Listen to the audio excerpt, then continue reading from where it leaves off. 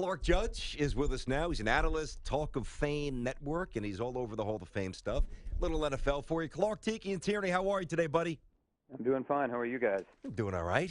The interesting thing about Terrell, and just for those who don't know the way the Hall of Fame voting goes, basically an individual reps a player, right, and champions them in a room, and you guys basically flush this out through conversation, and then we have a Hall of Fame announcement. Is that the short end of it?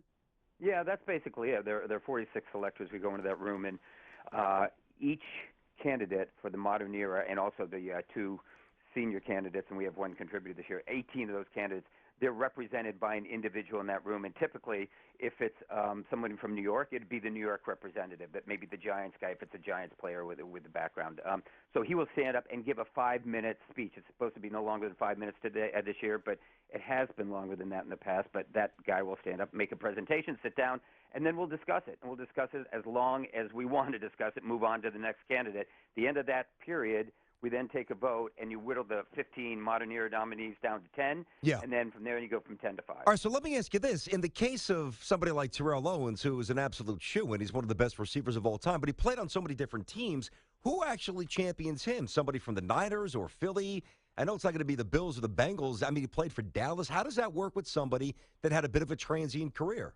Well, let me stop you first. Absolute shoo-in? Yeah. He's not an absolute shoo-in, not at all. He's the most controversial guy we've got on the board. Okay. He will. I can almost guarantee he won't make it this year. I don't know that. I mean, I'm going to be honest with you guys. How is he not going to make it? He's one of the best of all time. Clark, how come? I mean, I don't understand this. Why is he controversial? Because for all the numbers people want to throw at you, yeah. I'll give you this number. The number of teams that wanted him at the top of his career. And that's 0. Yeah, but he went places and he was dominant. And wow, he had the yardage. It's a tough room.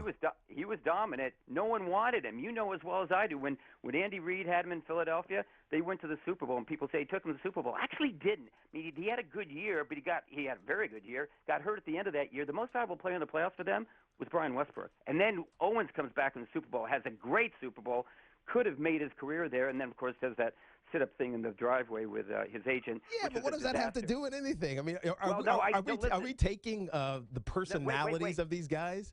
This has nothing to do with personalities. It has everything to do with, does the team want to keep him? Listen, Lawrence Taylor wasn't the greatest guy in the world. The Giants wanted him and couldn't live without him.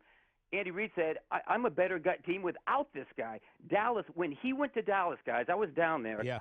Bill Parcells didn't even show up at the press conference. He made it clear, I'm not in favor of this guy. And when he was there, he never called him by his name. Always called him the player. Interesting. Oh, wait, hold on a second. We got to stay on this for a sec. Clark Judge with us here on CBS Sports Radio. So let me ask you this, Clark, and you know I respect your knowledge of the game. Personal feelings aside and transient nature, whatever. Name 5 receivers in the history of the game definitively better than Terrell Owens. Don Hudson. Okay. Jerry Rice. All right. Lance Alworth. Paul Warfield. Okay. I mean, come on. Now we're reaching here. We're talking about guys who played at totally different. Now we're reaching? Yeah. Those guys are all Hall of Fame. Because they played against light quarterbacks that were 5'9", man. Are you serious? Well, yeah, they dominate. Just, listen, their teams wanted to keep him because have you seen Lance Alworth? You ever see Lance Alworth play? I've seen his stats. No. But forget about his stats. Go back and look at the 1963 Chargers. Oh, come on. The left tackle was 196 pounds. Clark, does it ever get contentious like this? It better. It always does. And nice. This room is going to be on fire when T.O. comes up because he is a contentious guy. And as I said, I talked about numbers and 0. Another number I think is applicable is 2. The number of times he was suspended by his own team. Andy Reid suspended him for half the season and said, get him out of town. Well, Clark, you want to put that guy in the Hall of Fame. Listen, if you're doing it solely on the basis of numbers, get Price Waterhouse or some kind of accounting firm to get in there because they'll put those guys in, and you put guys like Wes Welker in too. Look at his numbers. No. Who's going to advocate for T.O. then? It's going to be the San Francisco representative, who's Nancy Gay, covered the 49ers and then covered the Raiders, but she's the San Francisco representative. Man, I got to tell you, Clark, it feels like this is more personal than it seems a little petty here, analytical, Clark. right? It's just, I mean, maybe I'm mistaken, but it's, I don't like this process. Like, this is our club, and we're not letting anybody in we don't like. Yeah. And it's not personal at all. Listen, we're talking about going a little bit deeper than the numbers.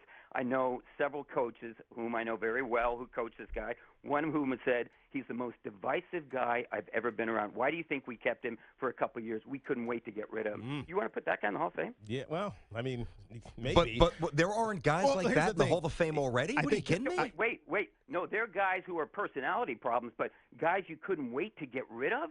The Giants couldn't wait to get rid of Lawrence Taylor? It's not the case. Yeah. I mean, if you just took personalities, we'd have all but 12 players probably left in the Hall of Fame. But, the problem is, guys, you've got somebody here, the team said, yeah, he's a great player. We want to get rid of him. So you're telling me forget the fact that he was divisive, forget the fact that nobody wanted him at the top of his career, wanted to keep him.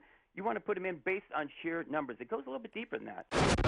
So you're not going to vote for him? You're going to say no? You're going to make a passionate case to not put T.O. in? That's correct. Wow. So you think he eventually gets in now, Clark? I think Tiki probably does. Yeah. But he's not. First of all, he's not going to get in this year because we've got Marvin Harrison who's been waiting. Yeah, no, Marvin Harrison in the line. I'd have him. You don't jump the queue for Marvin Harrison. And then you've got, you're going to have Randy Moss next year, and you got Isaac Bruce waiting there, Torrey Holt waiting there. So it's going to be. There's going to be a raft of receivers with big numbers coming along, and it's going to make it more difficult. But these arguments are going to be passionate for years. Give us your top four. You mentioned it. You alluded to it. What were your top four and the one wild card? Yeah, Favre, number one, Green, Pace, and Harrison. I think that will be your top four. That's my guess. And then the fifth as a wild card, I'm going to go with Dungy. As I said, Dungy, Warner, James, they're all possibilities, but I'm going to take Tony.